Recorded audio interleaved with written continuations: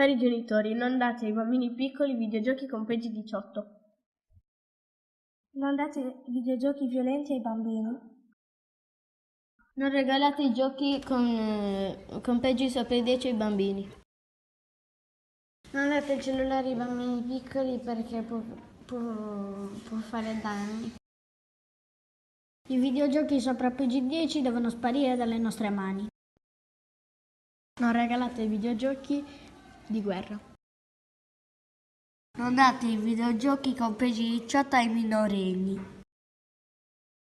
Non date i videogiochi con PEGI 18 ai bambini di 10 anni.